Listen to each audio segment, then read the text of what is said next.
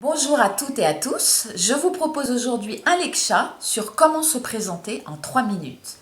Pour y parvenir, nous allons passer par 6 étapes clés, la première étant la préparation, la deuxième étant la structuration du discours, la troisième étant les mots-clés, la quatrième étant l'orientation vers l'avenir, la cinquième étant les tests et la sixième étant votre entraînement. La première étape étant la préparation. Craignant de ne pas être naturel, certains hésitent encore à se préparer à cet exercice. Parler de soi n'est pas facile, c'est sûr. Et pourtant, il faut savoir se présenter. Ça se travaille. N'oublions pas qu'il n'y a pas de bonne communication qui ne soit travaillée. Il n'y a pas de bonne présentation sans préparation. Alors, restez naturel, employez des phrases courtes. L'objectif est de se préparer pour être précis et convaincant. Attention à la communication non verbale.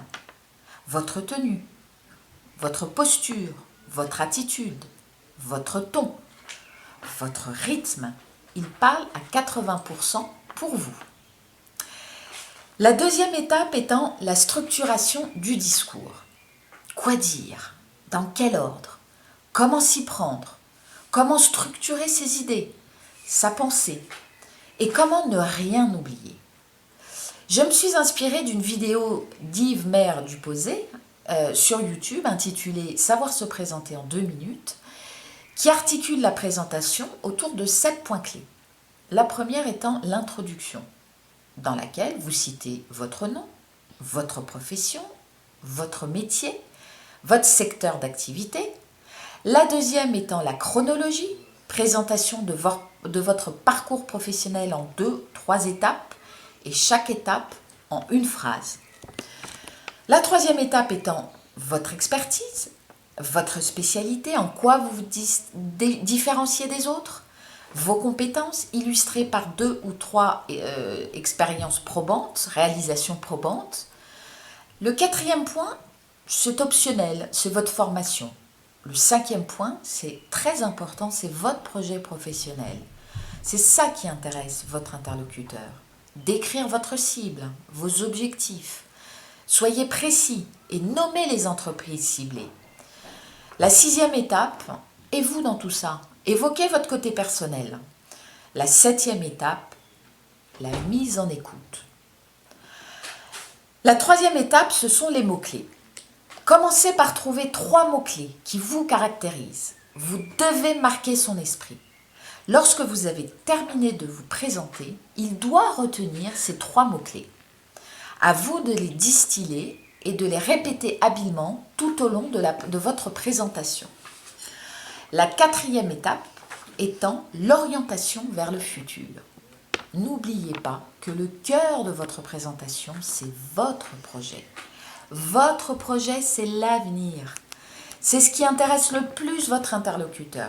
Il doit pouvoir se projeter et être désireux de travailler avec vous. Tenez compte de ce point-là dans le temps que vous accordez à la description de votre projet. Pendant votre présentation, il faut savoir donner envie.